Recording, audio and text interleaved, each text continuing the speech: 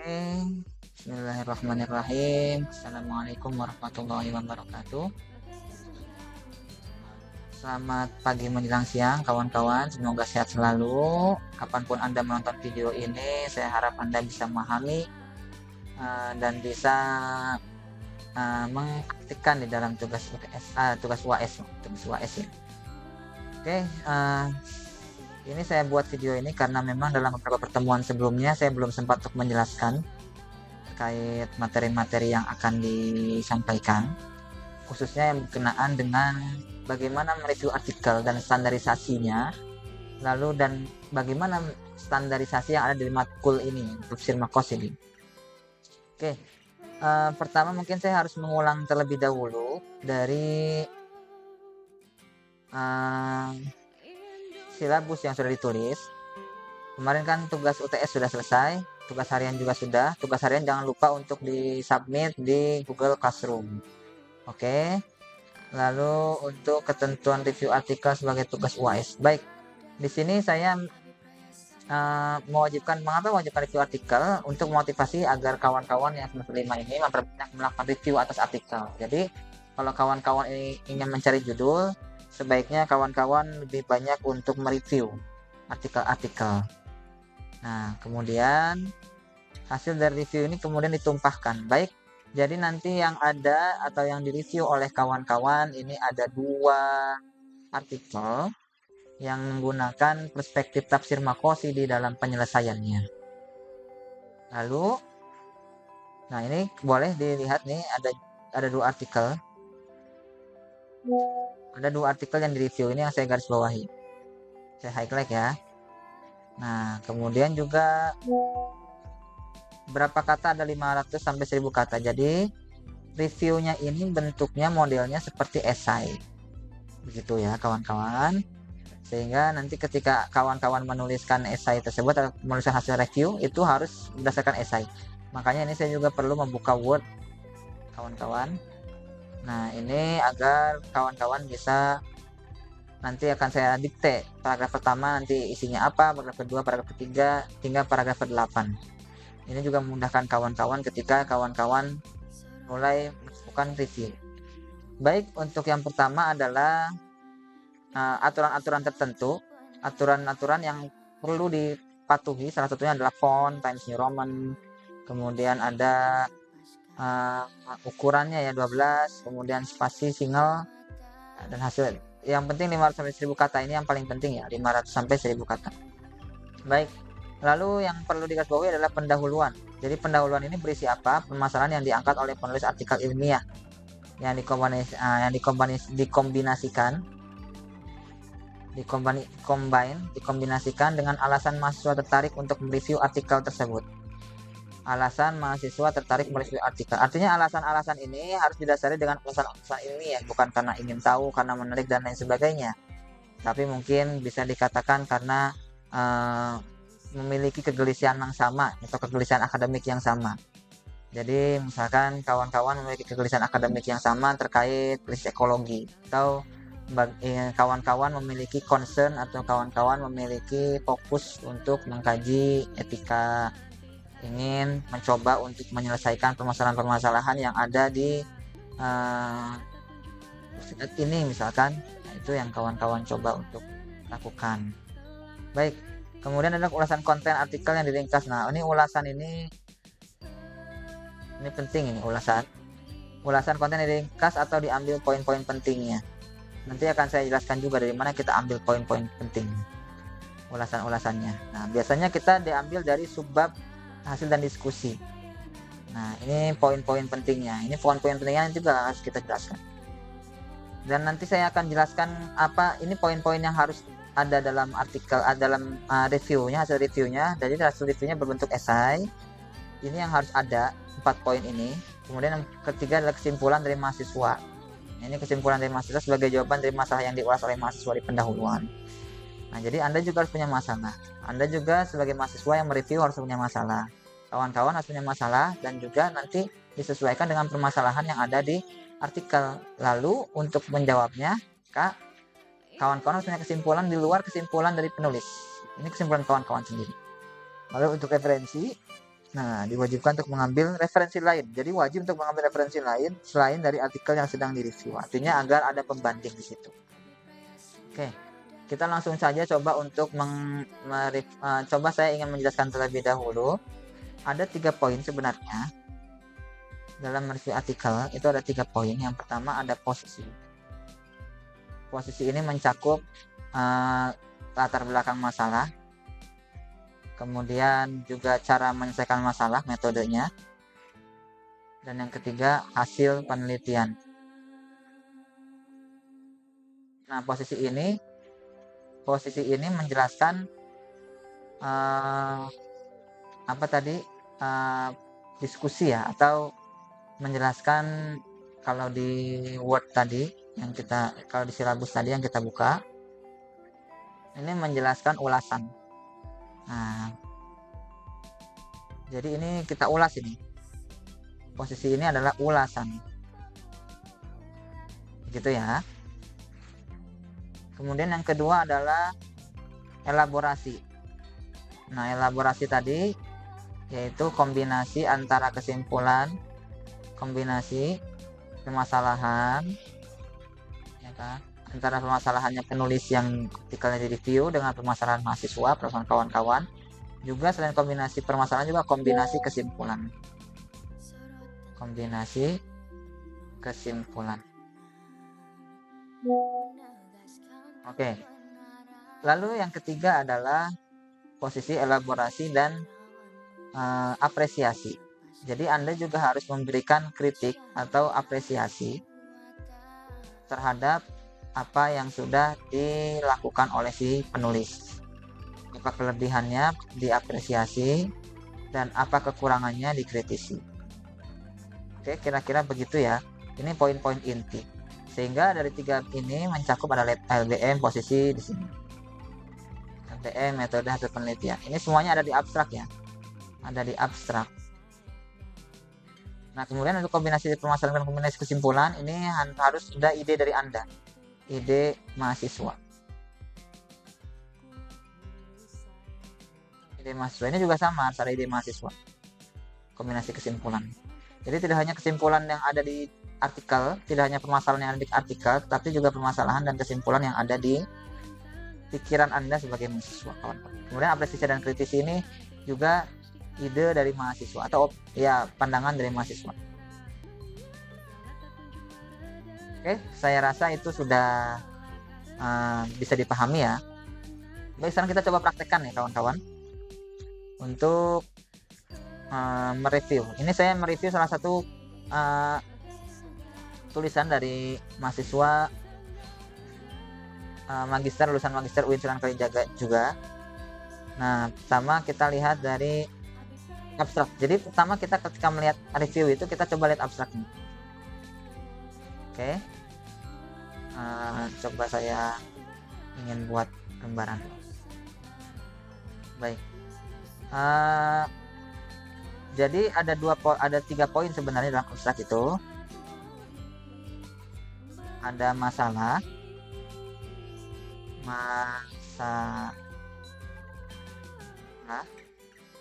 Yang kedua adalah metode. Yang ketiga adalah hasil dari penelitian. Baik, coba kita lihat dari sini. Dari environmental conservation has become one of the most important issues of human concern today, with climate change, biodiversity loss, and environmental degradation. In the discourse of the Quran, interpretation activities have begun to be carried out that support environmental conservation activities. Baik, ini adalah permasalahan. Dari sini environmental conservation. Nah, ini juga termasuk di garis bawah ini ya, sampai activities. Oke. Nah, jadi konservasi lingkungan itu adalah isu yang paling penting dan lain sebagainya. Ini nanti bisa kawan-kawan bisa kritik sih ya, apakah dia ada bisa jadi dia tidak ada dasein dan dasolon atau ekspektasi dan realitanya. karena ini hanya menjelaskan ekspektasi saja. Ekspektasi. Nah, ekspektasinya apa? Ekspektasinya adalah di dalam Al-Quran, aktivitas atau ini ya, interpretation activity, aktivitas tafsir itu dimulai dengan membawa atau dengan mengeluarkan poin-poin nilai-nilai yang mendukung konservasi lingkungan. Oke, ini adalah ekspektasi, sehingga dia ingin bagaimana bahwa nilai dari Al-Quran itu mendukung terhadap konservasi lingkungan. Lalu, nah ini tujuannya. This article examines first. Ini tujuannya. Tujuan dari penelitian ini. Apa yang diuji? How the maqasid of the Quran regarding environmental damage. Second, how wasilah and goya content in the Quran room explain the relationship between humans and the environment. And third, what is the new meaning Quran surah Ar-Rum 141 in the context of environmental conversation. Nah, artinya di sini sudah ada nih masalahnya. Ini masalah. Saya garis bawahi ya. Coba saya highlight. Nah, ini masalah ini sampai conversation activities. Kemudian ini tujuan. Ini tujuan penelitian. Kita ganti warnanya. Nah, dan kemudian ini hasil penelitian. This article finds that the description of the first. Nah, ini sampai terakhir. Nah, ini adalah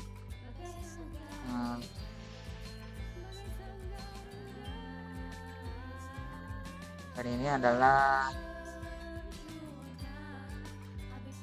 oke. Ini tadi coba kita ganti ya, draw. Ini adalah masalahnya, problem. Oke, yang ini adalah goal, tujuan. Atau selain tujuan apa bahasanya ya? Rumusan masalah juga bisa. Rumusan atau pertanyaan masalah. Dan yang ketiga ini adalah hasil penelitian. Nah, ini yang kurang ada di metode ya. Kalau ini yang kurang metode. Nah, ini metode kurang ini bagaimana? Kalau metodenya kurang, berarti kawan-kawan nanti tinggal kita sebenarnya bisa diketahui sini metodenya. Dia menyelesaikannya dengan maqasid Quran. Ini ya, maqasid Quran. Kemudian dia juga menjelaskan nah ini maqasid Quran, kemudian konteksnya dan lain sebagainya. Dia menggunakan maqasid Al-Quran. Ini sudah cara menyelesaikannya. Meskipun tidak eksplisit ya kawan-kawan, ya tidak apa-apa. Jadi kawan-kawan harus bisa menganalisis 3 poin ini. Masalah, metode, dan hasil dari abstraknya saja. Nah, jadi sebenarnya ada istilahnya kalau dalam review itu ada APOMS, ada poin-poin yang kita pertama kali baca. APOMS itu apa? Abstrak, pendahuluan, kemudian metode, dan simpulan. Ini semua harus bisa dikeluarkan oleh kawan-kawan.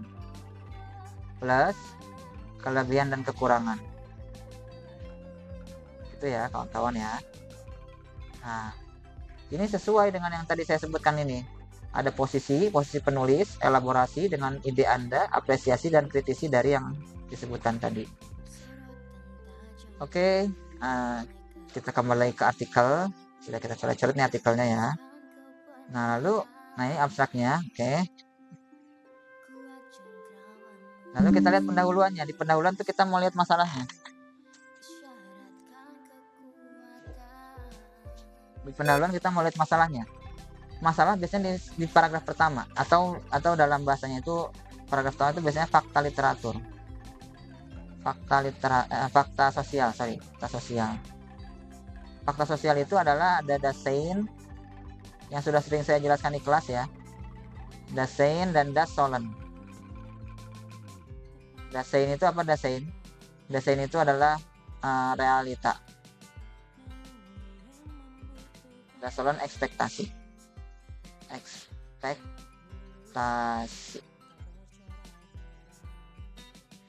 Itu ya. Nah, kita lihat di sini sama penafsiran Naruma yang mengatakan kerusakan lingkungan dan mengatakan dengan mengabaikan. Nah, dia menggarisbawahi dengan mengabaikan konservasi lingkungan. Artinya diabaikan konservasi lingkungan ini. Nah, dan dia juga mengatakan secara redaksi. Nah, ini yang dipermasalahkan oleh dia. Secara redaksi tidak tegas menyatakan larangan kerusakan lingkungan karena menggunakan kalam mukhabar atau informatif. Nah, mereka memberikan gambaran tentang akibat dari tindakan manusia merusak alam. Redaksi Quran Surat Ar-Rum tidak tegas menyatakan larangan kerusakan lingkungan karena menggunakan kabar, melainkan memberikan gambaran tentang akibat dari tindakan. Nah, ini gambaran saja. Nah, begitu ya. Ini masalah nih. Nah, lalu di sini juga kita suka ada metode kalau tidak salah ya. Ini tujuan penelitian juga penting. Penelitian sebelumnya terfokus pada kerusakan lingkungan sehingga meningkatkan makna. Nah, kalau yang di sini yang kedua ini biasanya menjelaskan tentang fakta literatur atau penelitian sebelumnya.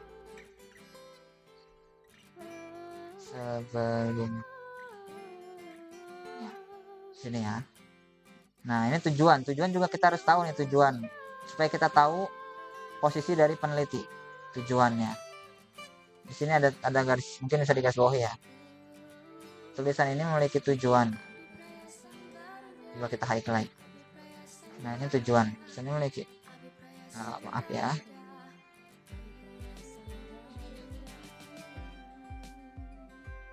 Tulisan ini memiliki tujuan untuk melengkapi kekurangan literatur. Nah, oke, tujuannya.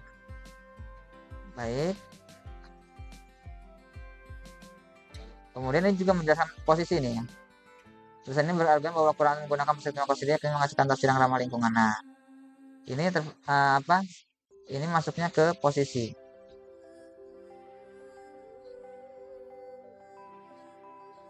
Posisi penulis. Ini harus kita nilai posisi penulis. Artinya ini yang paling penting. Posisi penulis ya dalam menghasilkan dalam menggunakan tafsir Maqasidi. Ini yang sangat penting dalam penilaian artikel ini di sini. Menggunakan tafsir Maqasidi. Jadi ini yang paling penting yang ingin saya tekankan dalam tugas ini adalah kita harus tahu bagaimana si penulis menggunakan tafsir Maqasidi. Misalkan, ternyata dia menggunakan tafsir Maqasidi untuk menghasilkan tafsir yang ramah lingkungan. Ini ya, untuk menghasilkan tafsir yang ramah lingkungan. Ini harus kita identifikasi. Tafsir Maqasidi digunakan untuk apa? Oke. Jadi sebenarnya di paragraf pertama, kalau kita boleh tumpahkan tadi di paragraf pertama, itu kita coba untuk menulis pendahuluan atau elaborasi masalah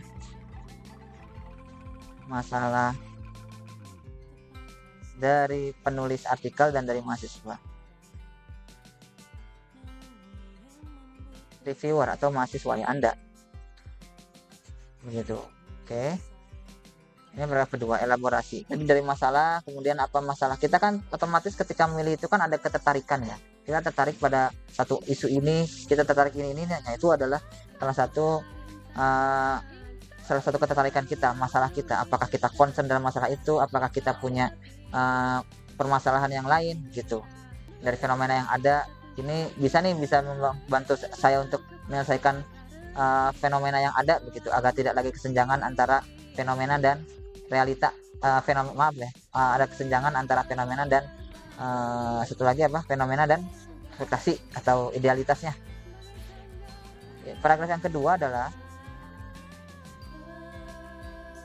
elaborasi maksud dari penulis dan dari reviewer mahasiswa. Paragraf keduanya adalah kita setelah elaborasi, baru setelah itu kita lihat posisi elaborasi maksud dari penulis. Setelah itu kita setelah mengelaborasi, kita lihat diskursus. Paragraf kedua itu kita coba dudukkan diskursus masalah yang dibahas atau tren, jangan diskursus ya, diskursus masalah yang dibahas, diskursusnya. Misalkan kalau kawan-kawan masalahnya itu adalah masalah, misalkan saya katakan diskursus masalah ini artinya ketika Anda membahas tentang etika lingkungan, contohnya tadi ya, kita kalau merujuk ke sini nih, nah dia ingin dalam kaitannya dalam diskursus etik ekologi ya, dia melihat bahwasanya ayat ini hanya sebagai, nah di sini ya, nah ayat ini hanya terfokus pada pemaknaan kerusakan. Nah artinya dia hanya sebagai redaksi saja gitu, sebagai informasi saja, kalam khobar atau informatif. Dalam ekologi itu tidak lagi kita membahas tentang kabar atau informasi, tetapi bagaimana Al-Quran itu bisa memberikan satu nilai yang merupakan nilai preventif terhadap kerusakan lingkungan. Itu kan intinya kan. Nah, maka di situ diskursus etika ekologi ya, diskursus ekologi dan juga Al-Quran dan bagaimana Al-Quran menanggapi ekologi itu Anda tulis di paragraf kedua. Nah, lalu di paragraf ketiga, barulah Anda mulai masuk ke pembahasan posisi ya, posisi dari penulis. Nah, posisi penulis dari diskursus itu. Posisi penulis dari diskursus itu apa? Maksudnya posisi itu dia ingin menyelesaikan diskursus atau diskusi atau isu ya, isu ini bisa dikatakan isu masalah ini, isu dan diskusi dari masalah yang dibahas. Posisi penulis dari diskursus isu ya. Posisi penulisnya itu posisinya gimana? Apakah penulis itu setuju atau posisi itu pengen Al-Quran? Nah, kan kalau di sini kan dalam artikel ini penulis ingin mana ini tadi? Silakan Yusuf membicarakan eksploitasi sensitif dapat dimaknai dan kompleks. Nah, kalau tadi dia tujuannya itu ya, tujuannya. Nah, ini. Jadi dia posisinya dia ingin agar fokus ayat ini kepada konservasi lingkungan. Nah, posisi penulis itu seperti itu. Jadi Makosidi sebagai caranya untuk agar bisa mengeksplor lagi Quran surah Ar-Rum ayat 41 ini, dieksplor sehingga menghasilkan nilai-nilai yang tidak hanya sebagai kabar, tetapi nilai-nilai yang memberikan informasi praktis agar bisa melakukan tindakan preventif dari kerusakan lingkungan. Begitu kira-kira. Jadi ingin mengubah dari yang namanya from information, dari informasi menuju itu namanya tips praktis atau praktis. Jadi dari informasi ke yang praktik, ini yang diinginkan oleh artikel ini gitu ya. Dari informasi ke hal yang, jadi yang tadinya hanya informasi saja, khobar tadi ya, tapi menjadi praktik agar bisa dieksplor dan bisa menghasilkan atau mengeluarkan nilai-nilai yang praktis. Itu kan posisinya si penulis ini. Jadi posisi itu Anda lihat di tujuan. Posisi penulis Anda lihat di tujuan, atau Anda lihat di bagaimana posisi itu, bagaimana mereka. Nah, posisi ya, posisi dalam menilai posisi penulis, menilai posisi penulis Dalam melihat posisi penulis itu ada 3 poin.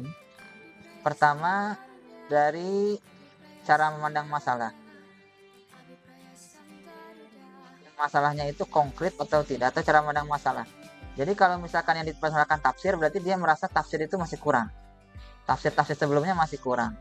Penafsiran-penafsiran, produk-produk penafsiran sebelumnya itu masih belum bisa memenuhi kebutuhan-kebutuhan saat ini. Nah, itu cara memandang masalah. Kalau dia mempermasalahkan ekologinya, berarti dia ingin ekologinya itu bermasalah, atau lingkungan itu bermasalah, etika manusianya bermasalah dalam menanggapi lingkungan, sehingga perlu adanya respons dari Al-Quran. Ini cara memandang masalah. Kemudian kedua, cara menyelesaikan masalah. Cara menyelesaikan masalah. Cara menyelesaikan masalah di sini dengan metode ya. Nah, dalam artikel tadi kan metodenya Tafsir Maqasidhi, berarti dia menyelesaikan masalahnya dengan Tafsir Maqasidhi. Lalu yang ketiga adalah cara atau kesimpulan atau hasil tawaran solusi atau hasil penelitian. Tawaran solusi atau hasil penelitian. Nah, ini juga penting. Jadi dia setelah dia masalah itu, dia punya solusi enggak, atau dia menemukan apa, hasil penelitian apa yang dia coba untuk bangun. Maka di paragraf kedua, posisi penulis dalam diskursus isu. Lalu di paragraf keempat, Anda gunakan atau posisi penulis atau cara posisi penulis dalam diskursus isu. Posisi penulis dalam Tafsir Maqasidhi. Nah, bagaimana dia memandang Tafsir Maqasidhi itu gimana? Apakah perfect? Apa Tafsir Maqasidhi itu cacat atau bagaimana? Kemudian paragraf yang kelima, baru di sini selain posisi penulis dalam Tafsir Maqasidhi, kita juga harus tulis cara penulis menyelesaikan masalah dengan Tafsir Maqasidhi. Nah, ini dia. Ini yang paling penting. Lalu di paragraf ke-6, nah, cara menyelesaikan masalah ini biasanya Anda dapatkan di sini ya, kawan-kawan. Cara menyelesaikan masalah itu Anda lihat di sini. Nah, ini.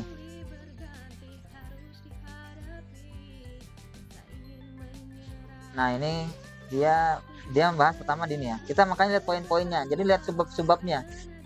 Jadi di bagian hasil dan pembahasan itu kita lihat sebab-sebabnya. Dia menggunakan tren penafsiran bagaimana ya. Yaitu betul karena dia berawal dari satu masalah. Nah, masalah penafsiran, maka dia coba dulu tren penafsirannya gimana. Apa sih bukti kalau ternyata tafsir lain itu malah cuma menginformasikan saja, tidak memberikan solusi konkret. Kemudian, nah ini konservasi lingkungan dalam Quran surah Ar-Rum. Nah, ini dia. Konservasi lingkungan dalam Quran surah Ar-Rum ayat 41. Nah, ini dia coba untuk menggunakan Tafsir Maqasidhi di sini. Tafsir Maqasidhi. Nah, di sini dia pakai ini Tafsir Maqasidhi. Kiranya muncul kesadaran untuk meningkatkan kualitas. Nah, baru di sini cara dia menggunakan Tafsir Maqasidhi ini digunakan nih. Nah, ini ada dia pakai term fasad, dorot. Kemudian dia ada menggunakan 5 amilat id. Ya, dia pakai term ya. Di sini semantik, pakai semantik misalkan, atau term pemaknaan term dalam ayat. Pemaknaan term dalam ayat.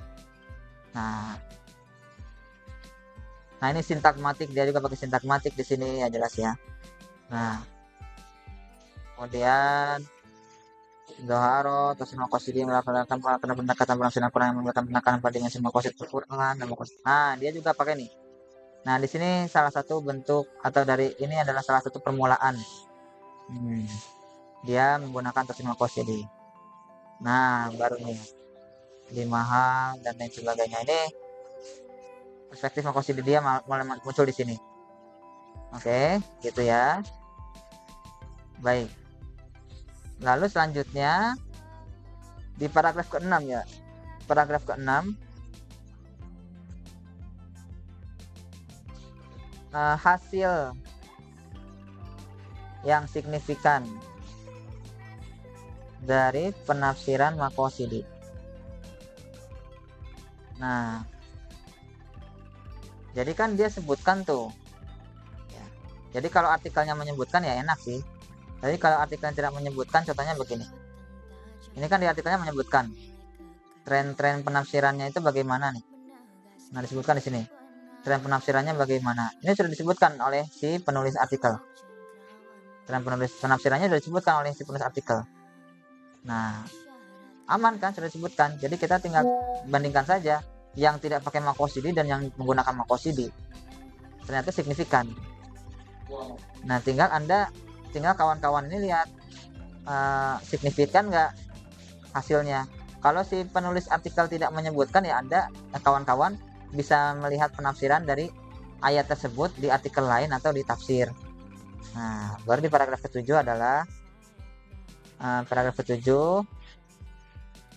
adalah apresiasi atau kritik.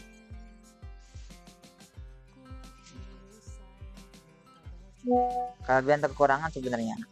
Setelah hasil baru kesimpulan. Elaborasi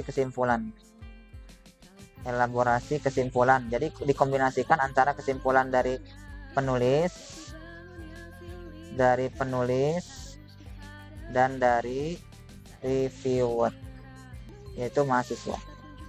Oke. Dan paragraf terakhir adalah baru kelebihan dan kekurangannya. Baru kelebihan dan kekurangan artikelnya. Oke. Ini sepertinya saya tugaskan satu saja ya, satu artikel saja lah yang di review. Satu artikel yang di review, tapi ini semua harus terpenuhi. Begitu. Dengan poin-poin tadi 50 sampai 100 kata. 50 sampai 500 sampai 1000 kata. Nanti akan diupload di Pena Pandu. Pena Pandu itu salah satu website punya saya. Nanti akan saya share ya, Pena Pandu. Itu nanti Anda bisa share dan bisa gratis juga upload dan gratis juga nulis, jadi tidak dibayar. Oke. Mungkin itu yang bisa disampaikan. Kalau ada yang ingin tanyakan boleh chat saya WA langsung saja. Ini poin-poin ini nanti bisa Anda pelajari di YouTube gitu. Jadi tinggal pause saja kalau ada yang tidak bisa dipahami. Oke, begitu ya. Terima kasih kawan-kawan. Semoga sukses. Dicicil saja, jangan stres dalam mengerjakan UASnya. Pelan-pelan ya. Saya tetap mewajibkan 2 atau 1 artikel ini kira-kira. Ya 2 artikel saja. Ya kalau keberatan 1 aja deh. Oke, 1 aja ya, 1 artikel saja ya. 1 artikel saja yang di-review oleh kawan. Baik, terima kasih. Wassalamualaikum warahmatullahi wabarakatuh. Sehat selalu.